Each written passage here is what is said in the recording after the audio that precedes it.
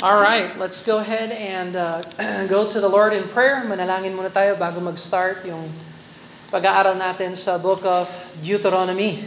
So let's pray and ask God to bless them. Father in heaven, we thank you, Lord, for the opportunity, Lord, that you've given us to study the Word of God, that the Word of God would be found in our hearts, Lord, that we may live for you, that we may be challenged and comforted and strengthened by the Word of God, that we may live obediently, Lord, according to the principles of the Scripture, that because of Jesus Christ we may be pleasing to you. I pray, Father, that we would learn these things, learn these biblical truths, Lord, and implement them in our lives, that we may live differently, Lord, and because of the Word of God in our hearts. And so we thank you for these things. We ask your blessing on us now in Jesus' name. Amen and amen. All right. So sa book of Deuteronomy, we are now in chapter 31. Nasa chapter 31 na tayo. At makikita natin na yung chapter 31 ay bahagi ng conclusion ng book. So 31 hanggang 34. Yan ang pinakadulo ng aklat ng Deuteronomy. That's the last section of the book of Deuteronomy. The conclusion. Kumbaga, conclusion. Dito, Moses will die. Mamamatay na si Moses. At we'll find out what God is going to say to Israel in the last days of Moses, the last moments of Moses before he dies. So, really closing the first 5 books of the Bible. So dumaan na tayo sa Genesis, sa Exodus, sa Leviticus, sa Numbers. And now, tatapusin na natin yung Deuteronomy. So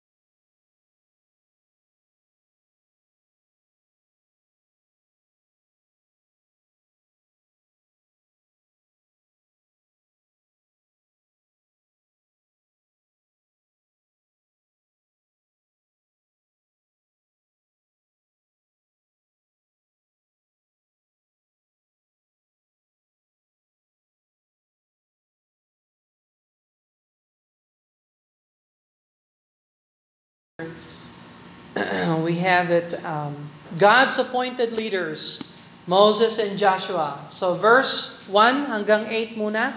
Babasahin natin verse 1 hanggang 8. Deuteronomy 31, verse 1 and 8. Pansinin nyo yung mga leaders na gagamitin ng Diyos sa transition. Verse 1, and Moses went and spake about these words unto all Israel. So sino ang kausap ni Moses? All Israel. So yung buong bayan ng Israel. Second generation ito. Verse 2, and he said unto them, I am 120 years old this day. So how old was Moses when he died? 120. So Moses, palaging si Moses, 40 years.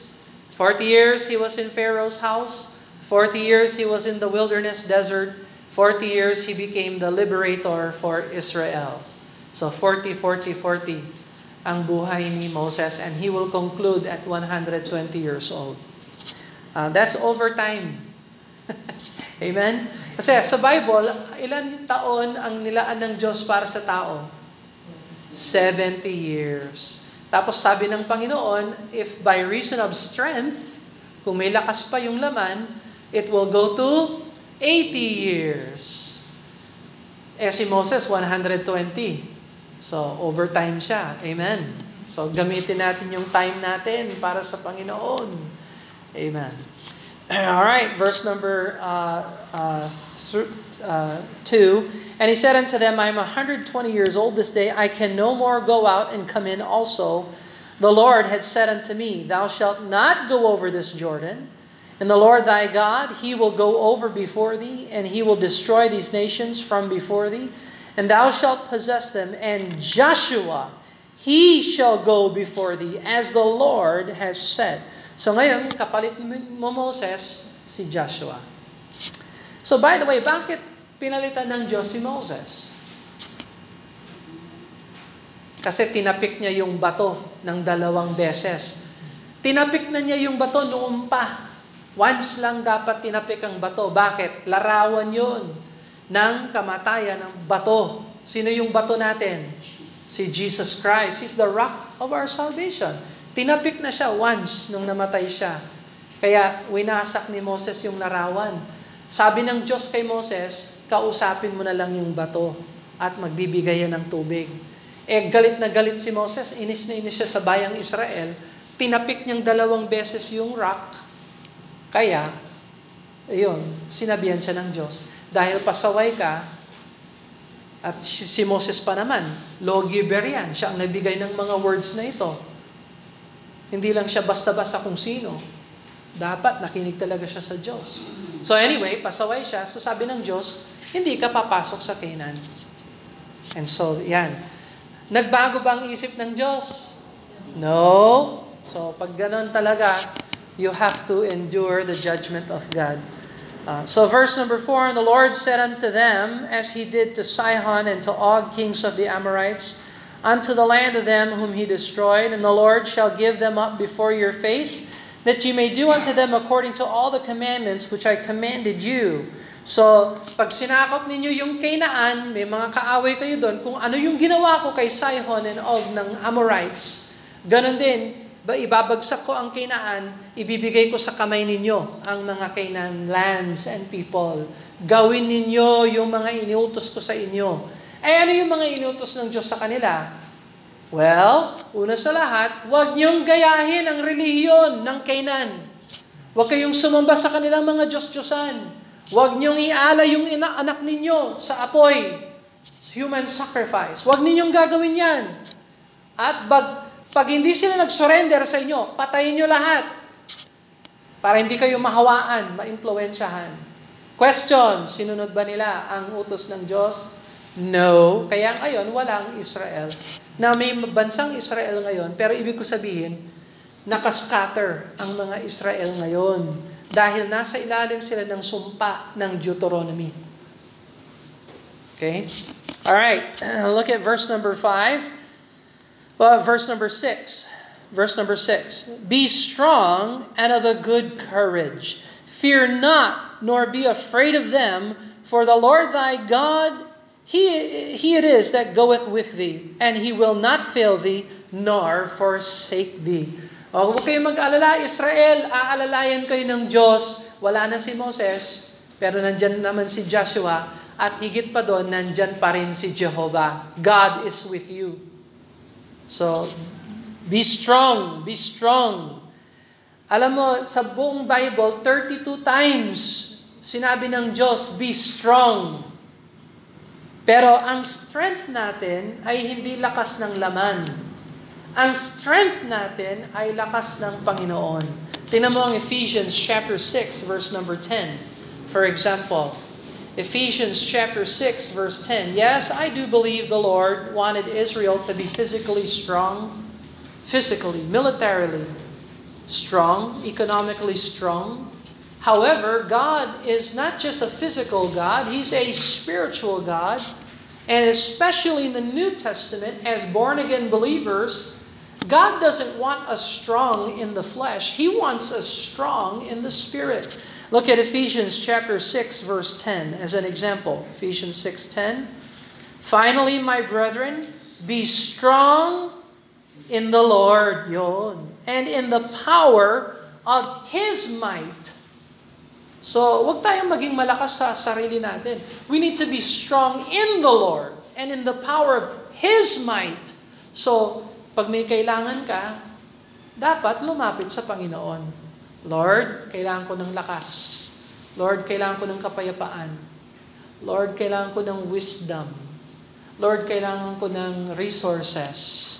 Lord, lumalapit ako sa iyo, kailangan ko ng sagot. Lord, kailangan ko ng joy. Lord, kailangan ko ng tulong mo. And so we depend upon the Lord and we're strong, not in the flesh, but in the Lord.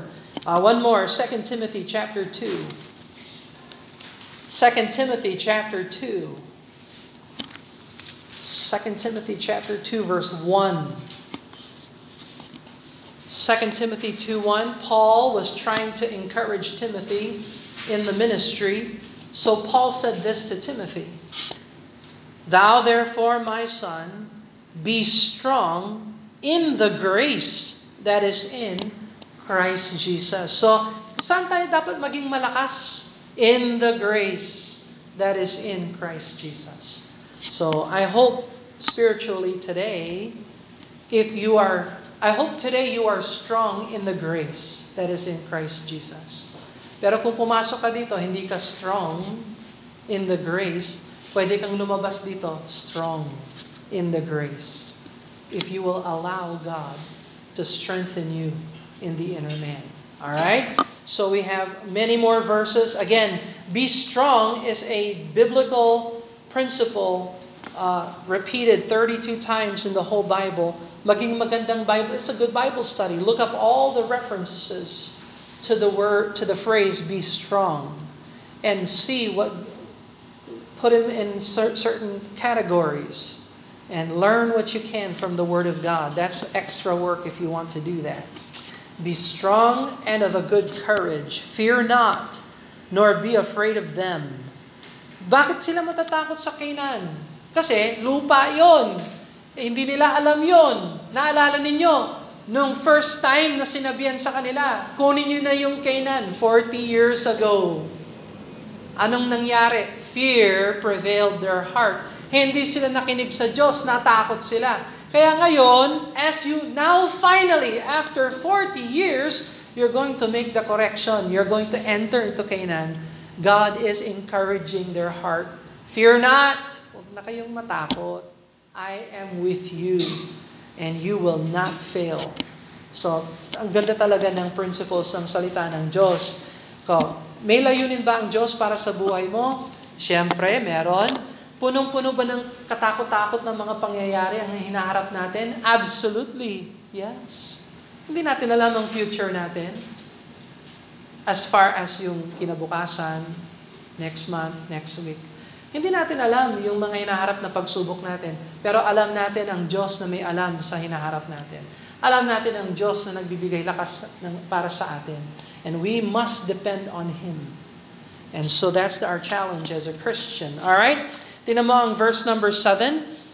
And Moses called unto Joshua. So ngayon, sinong kausap ni Moses sa verse 7? Joshua. Okay, so leader is now talking to the leader or the successor, Joshua.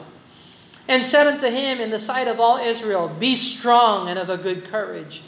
For thou must go with this people unto the land that the Lord had sworn unto their fathers to give them, and thou shalt cause them to inherit it. And the Lord, He it is that doth go before thee. He will be with thee. He will not fail thee, neither forsake thee. Fear not, neither be dismayed. So alam ni Moses bilang leader na dadaan din sa mga pagsubok yung susunod na leader na si Joshua. So prepare ni Moses ngayon, maging malakas ka sa Panginoon, Joshua. Hindi ka iwanan ng Diyos. Kung ano ang layunin ng Diyos para sa buhay mo, sasamahan ka ng Diyos. You cannot fail if God is with you. So, pagdating sa kalooban ng Diyos, lahat tayo, merong kalooban ng Diyos para sa buhay natin. At yung mga desisyon na kailangan nating i-desisyon, pwede tayong humingi ng tulong, pwede tayong humingi ng payo, pwede tayong humingi ng opinion. Ang problema, pagdating sa desisyon, ikaw na mismo ang magde-decide. Tandaan ninyo, as a Christian, you make the final decision. No one can assist you. You can get help, you can get advice, you can get godly counsel. That's a good thing. But every decision is a private decision. You have to make a final, responsible choice. But I want you to know that even if you have to make a final decision, God is still with you. Yes, yung payo ng godly counsel, may limitation yon. But the presence of the Lord has no limitation. So yes, kahit na nag-iisa ka, huwag kang malungkot dahil ang Diyos ay sumasayo. At yes, pag nag-decision ka, kahit anuman yung decision mo, basta sang-ayon yan sa salita ng Diyos, God will be with you. So, popular sa mga leaders ngayon, kung ano ang popular, yun ang gagawin nila. Kaya nagtatanong-tanong yan, taong bayan, anong pasya ninyo? Anong gusto ninyo? Majority wins. Ganyan ang mga leaders ngayon. Pag marami ang sang-ayon, edi sama tayo doon. Pag marami ang tutol, edi tutol din tayo.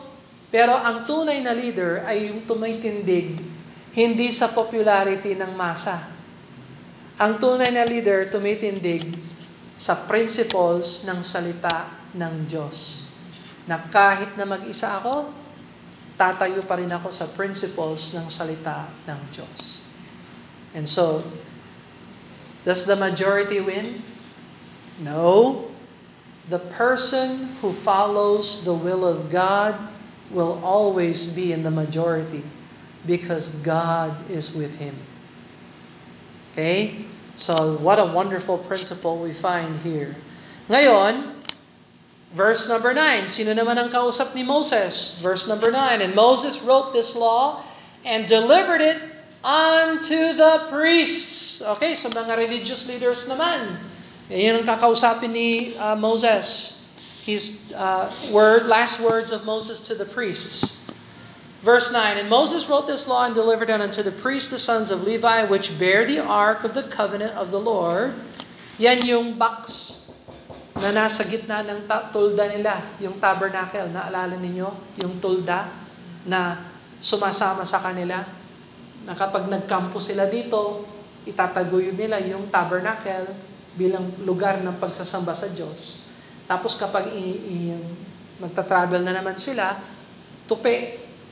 carry the Ark of the Covenant. Tapos marcha na naman sila sa ibang lugar, dito naman sila, itataguyod na naman yan sa gitna ng kampo. Sasamba sila sa Diyos. The tabernacle or yung tulda is temporary. At saka tulda siya, tent. Ibig sabihin, pwedeng mobile siya.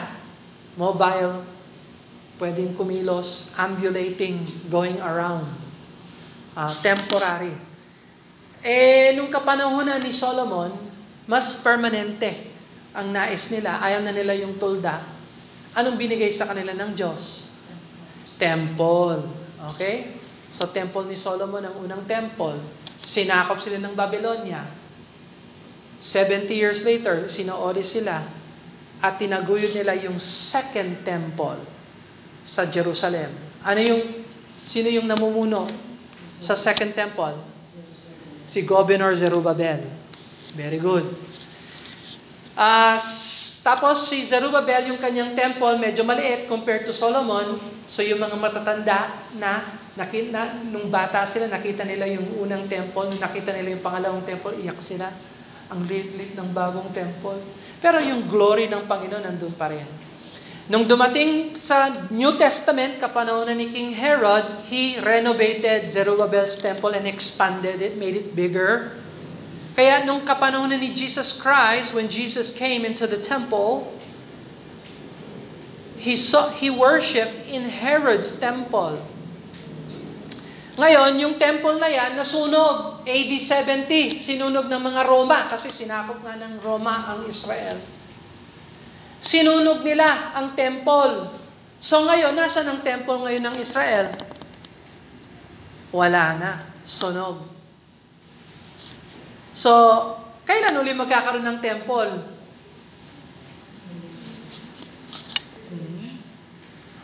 Sa Millennial Kingdom. Okay. Before Millennial Kingdom, may magkakaroon ng third temple sa tribulation period. Itataguyod naman ng Antikristo para isa uli ang pagsasamba kay Jehovah, kay Lord. Pero hindi si Lord ang gusto niyang sambahan. Gusto niya yung sarili niya ang sasambahan ng Israel. Kaya sa third temple, tribulation yon.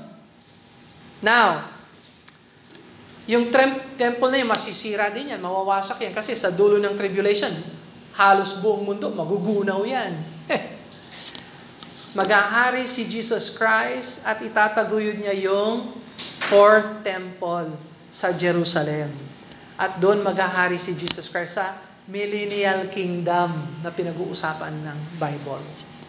So there are 4 temples. Temple of Solomon, Temple of Zerubbabel, Tribulation Temple, and the Millennial Kingdom Temple. Okay? Pero sa ngayon, sa Deuteronomy 31, tulda muna, tabernacle. Alright? So, responsible ang mga pare sa box na yon, Ark of the Covenant. Nandoon yung law, nandoon yung tungkod ni Aaron, nandoon yung manna, yung bread na provide ng Diyos sa kagubatan ng Kadesh Barnea, and so on and so forth. Verse number 10. And Moses commanded them, saying, at the end of every 7 years in the solemnity of the year of release, in the Feast of Tabernacles, when all Israel is come to appear before the Lord thy God in the place which he shall choose, thou shalt read this law before all Israel in their hearing. Gather the people together, men, women, children, and thy stranger that is within thy gates, that they may hear, that they may learn, and fear the Lord your God, to observe, to do all the words of this law, and that their children, which have not known anything, may hear and learn to fear the Lord your God, as long as you live in the land whither you go over Jordan to possess it. So, every 7 years, sabi ng Diyos, magse-celebrate kayo ng Feast of the Tabernacles. Babalik kayo kung nasaan yung tabernacle, kayo rin, titira rin kayo sa mga tulda. At lahat ng nandun, men, women, children, foreigners, lahat, pati yung mga bisita, tatayo kayong lahat. At yung saserdote, yung pinunong pari ng tabernacle, babasahin niya ang Genesis hanggang Deuteronomy.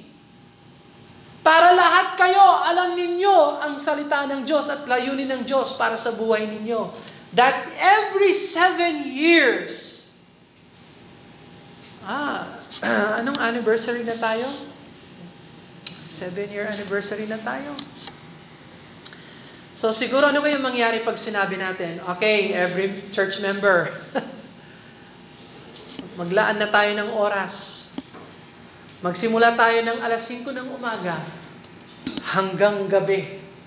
Wala tayong gagawin kundi umupo dito at ako tatayo at babasahin natin magmula Genesis hanggang Deuteronomy.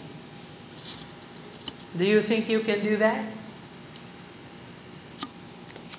Well, God required that of Israel. Now, I'm not saying God requires it for us today as New Testament. Wala namang requirement ng Diyos sa atin na ganon. Pero pansinin mo yung mga Kristiyano ngayon. Brother Bill, church? Every Sunday? Church? Oo. Anong gagawin natin sa church? Palaro? Hindi. Mag-aaral ng salita ng Diyos. Ay, boring. Kung akala mo ito boring, ikaw ang walang buhay. If you think this book is boring, you don't have life. This book is exciting. This book is the Word of God. At kung gusto ng Diyos, we're gonna listen to it from beginning to end. At Bambi, pakicheck nga si Sir. Parang may nalilim lang.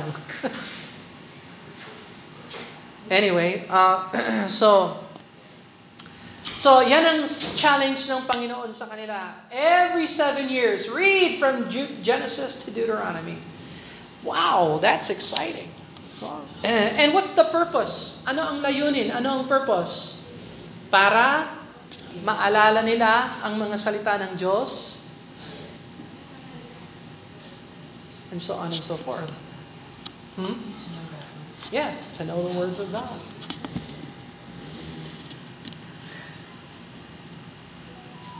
All right.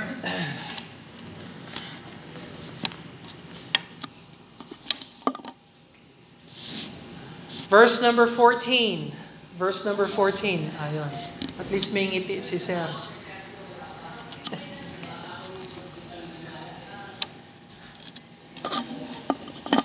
Alright, verse number 14. Tingnan natin ang verse 14 hanggang verse 21. Ito naman, bilin ng Diyos kay Moses. This is the Lord speaking to Moses. Look at verse 14. And the Lord said unto Moses. Alright, so ngayon, kausap ng Diyos si Moses. Behold, thy days approach that thou must die. Alam mo, syempre lahat naman tayo, dadaan tayo sa death kung hindi bumalik si Jesus Christ. So napaka-blessed ni Moses kasi at least kinakausap na ng Diyos, Moses, you're gonna die. Parating na yung araw mo, Moses. Maghanda ka na. At least si Moses nabigyan ng warning. Ang problema ng death ngayon, walang warning. Any moment, may pwedeng mangyari kahit na isa sa atin. You can be here today and gone today. So, napaka-blessed ni Moses. God is really blessing him. Call Joshua and present yourself in the tabernacle of the congregation that I may give him a charge. And Moses and Joshua went and presented themselves in the tabernacle of the congregation. And the Lord appeared in the tabernacle in a pillar of cloud, and a pillar of cloud stood over the door of the tabernacle.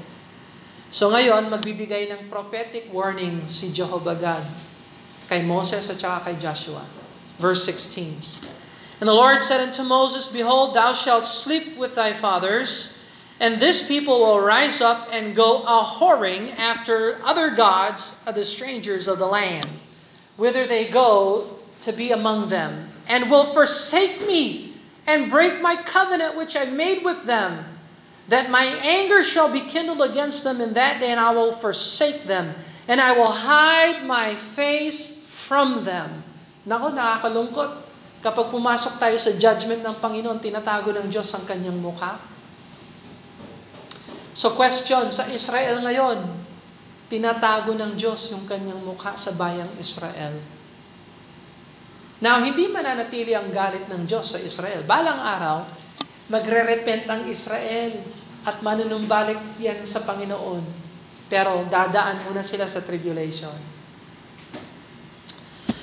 Verse number 17. That my anger shall be kindled against them in that day, and I will forsake them, and I will hide my face from them, and they shall be devoured, and many evils and troubles shall befall them. so that they will say in that day, are not these evils come upon us because our God is not among us? And I will surely hide my face in that day for all the evils which they shall have wrought. In that day, they are turned unto other gods. Tingnan mo, sumamba sila sa mga iba't ibang Diyos-Diyosan. Now therefore, write this song for you. Moses, magsulat ka nga ng awit. Write this song. Kasi, karaniwan sa music, kapag linagay mo sa music yung katotohanan, parang nag-i-stick talaga. Lalo na kapag maganda yung music or maganda yung rhyme. That's why music is so powerful, it can stick in your memory. Even ngayon, yung mga dementia patient or Alzheimer patient sa US, lalo na kapag sanay sila sa church music, kahit nawala na yung isip nila, pag umawit ka ng popular, ano ba, Amazing Grace, naaawit pa rin nila yon. Nandun, nakaukit talaga sa isip ng tao ang song. Kaya sinabi ng Diyos, write this song.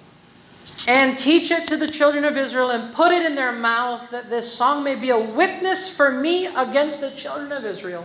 Para pag inatulang ko sila, alam na nila kung bakit ko ginagawa ito. For when I shall have brought them into the land which I swear to their fathers that floweth with milk and honey, they shall have eaten and filled themselves and waxed fat. They will turn to other gods and serve them and provoke me and break my covenant. It shall come to pass when many evils and troubles are befallen them that this song shall testify against them as a witness. For it shall not be forgotten out of the mouths of their seed. For I know their imagination which they go about even now before I have brought them into the land which I swear. Alam ko talaga yung nasa isip nila, pati yung imagination nila. Alam ko, mali, masama. So, sulat mo itong awit para awitin mo. Pag hindi kayo sumunod, palo. Pag kayo pasaway, palo. Samba ng Diyos-Diyosan, pagukin ko kayo. Okay, and so on. So, I would love to hear the song. I'm sure it sounds Hebrew and Jewish. But anyway, so I definitely, when I get to heaven, I'm going to ask the Lord, can we review Deuteronomy 31? Take me to that. I want to hear that song. Babatukan ko kayo, pasaway. Verse 22.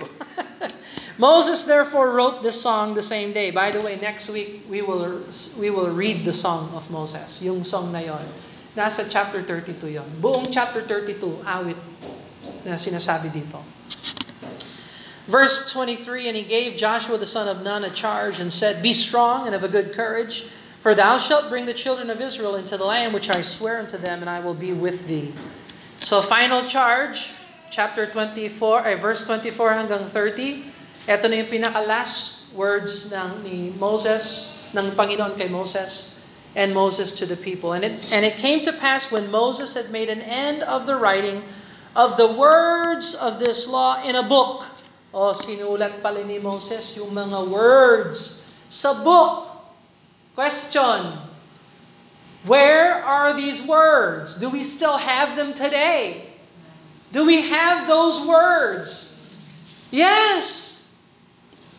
We have them in the English King James Bible. Walang dagdag, walang bawas. Genesis, Exodus, Leviticus, Number, Deuteronomy. If you have a King James Bible, you have the words in English. Thankful to God for His mercy.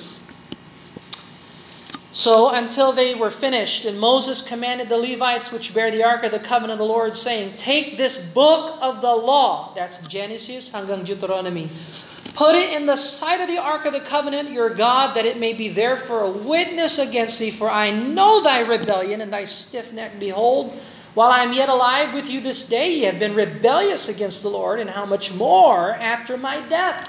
Pasaway nga kayo ngayon, magiging mas malala kayo pag namatay ako. Kaya ilagay niyo yung copy na yan. Kopya ng salita ng Diyos dun sa box ng Ark of the Covenant. Para yan maging testigo laban sa inyo. Mga pasaway kayo, tigas ng ulo nyo. And so on and so forth. Biro mo last words ni Moses. Pero hindi naman mag-end sa curses. Pagdating natin sa chapter 33, blessing naman. Ibi-bless ni Moses ang bawat tribo. Blessing, blessing, blessing. So, napakaganda ng book of Deuteronomy. So, verse 28, gather unto me all the elders of your tribes and your officers, that I may speak these words in their ears and call heaven and earth to record against them. For I know that after my death you will utterly corrupt yourselves and turn aside from the way which I have commanded you, and evil will befall you in the latter days. The latter days, tandaan niyo yan. Kailan yung latter days? Ngayon. Because you will do evil in the sight of the Lord to provoke him to anger through the work of your hands. And Moses spake in the ears of all the congregation of Israel the words of this song until they were ended. So therefore, chapter 32, the song of Moses. Now, the words of the Lord. Yung words ng Panginoon is inspired, galing sa Diyos, binigay kay Moses, binigay ni Moses sa Israel. Yung Israel, Old Testament, inalagaan nila. Pagdating ni Jesus Christ, New Testament, nagtaguyod siya ng mga churches. Ngayon, yung churches ang naging custodian ng mga words ng Panginoon. So, tingnan mo, let's just look at a few verses here. Isaiah chapter 40. Anong sabi ng Bible patungkol sa words ng Panginoon? Go to Isaiah chapter 40. Book of Isaiah chapter 40. Isaiah chapter 40 verse 8. Isaiah chapter 40 verse 8. Napakagandang Bible verse ito. The grass withereth, the flower fadeth, but the word of our God shall stand forever. Amen. So yung mga halaman malalanta, yung mga damo masusunog, lalo na ngayon, El Nino. Pero ang salita ng Panginoon, sabi ng Bible, the word of the Lord will stand forever. Never na mawawala ang mga words. God's word will always stand. Matthew chapter 5 verse 18. Matthew chapter 5 verse 18. What does the Bible say about the Bible? Matthew 5 verse 18. Here's another promise. For verily I say unto you, till heaven and earth pass, one jot, that's the smallest letter ng Hebrew, or one tittle, isang tuldok, one dot or tittle, shall in no wise pass from the law till all be fulfilled. So the words of the Lord will never pass. Hindi magunaw na ang langit at ang lupa, ang salita ng Diyos ay hindi mawawala. Alright? 2 Timothy chapter 2. Let's look at 2 Timothy chapter 2.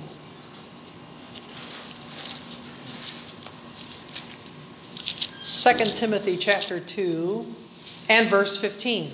2 Timothy 2:15. Study to show thyself approved unto God, a workman that needeth not to be ashamed, rightly dividing the word of truth. So do you have the word of truth? Yes. Does it need to be rightly divided? Yes, it needs to be rightly divided. Ibig sabihin, ilagay mo sa tamang pwesto yung words ng Panginoon. Kasi yung mga Old Testament, may mga words dyan na hindi na applicable sa atin bilang Kristiyano. Halimbawa, yung word patungkol sa Sabat. Bakit yung iba sumasamba sa Sabado? Yung iba sumasamba sa Linggo? Kasi pag Sabado, Old Testament yon. Hindi yan para sa mga Kristiyano. You have to rightly divide the word. Okay? Nag-aalay ba tayo ng mga baka, ng mga kambing, ng mga tupa? Hindi na. Bakit? Kasi si Jesus Christ ang fulfillment na ng mga animal sacrifices. Hindi na para sa mga Kristiyano yon. Lumang kapanahunan yon before na dumating si Kristo. So, you have to rightly divide the word. Nasa Deuteronomy tayo. So, kaya, pinag-aaralan natin yung salita ng Diyos para i-divide natin. Ito pang Israel yan. Ito pang civil law. Ito pang ceremonial law. Ito pang moral law. And the more you study the Word of God, the more you show yourself a workman unto God that needeth not to be ashamed. We're just thankful that we have the words of God. Amen? So do you have the words of God? I hope you do. May mga pastor na nagtuturo. Hindi natin alam kung saan ang salita ng Diyos. Yung Bible natin, pinalitan ilang beses at hanggang ngayon, pinapalitan pa rin. Ha? Yung mga modernong salin, nasa 28 edition ng critical text. This year, sabi daw, ilalabas nila yung 29 edition. Pagdating sa year 2030, ilalabas nila yung 30th edition. Biro mo, kada dekada, papalitan ng salita ng Diyos. Do you think that's godly? That is not godly. That is machinery. That is commercialism. That's money. Imagine that, the doctrines of God, papalitan. Halimbawa, sabi ng 2 Peter 3:10, magugunaw ang mundo. The world will be dissolved by fire. But the recent critical text is saying, will not be dissolved by fire. Na, ano yan? Dinagdagan lang ng maliit na letter, uk. Not. Huh. So ngayon, not. That's a big difference. Either it'll burn, or it will not be burned. Ano, hulaan nyo. Lalo na ngayon, kainit-init. Ano sa palagay ninyo? Do you think God will burn the earth or He will not burn the earth? Okay, so critical text, they say not.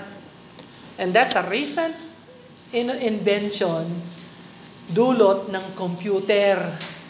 Yung artificial intelligence na ho, ay nagbibigay sa tao ng salita ng Diyos. Kung susunod tayo sa mga modernong salin. And there's a reason why we hold to the King James Bible. Because this is the final standard.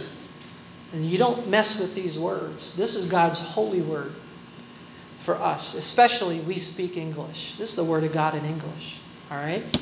And we don't change the Bible. We don't want to mess with the Bible. All right? Any questions? May questions ba? Anyone? Tanong? It's okay to ask. Nag-gets na ninyo ito? Okay? Pagdating sa 32, tsaka 33, tsaka 34, i-review ko ulit ito. Review tayo ng review. Para pagdating sa final exam, you got it. You know how to do this. Alright, let's pray. No question. I don't see any questions, so let's pray. Father in heaven, we thank you, Lord, for the Word of God. We thank you that we get to study it. We get to learn it. I pray that we would learn the principles of Scripture and apply it to our lives. Help us to hide the words of the Lord in our hearts where it belongs, Lord, that we may live pleasing to you and not be like many others, Lord, that discard your word and are destroyed as a result of it. We love you, Lord. I ask your blessing now in Jesus' name.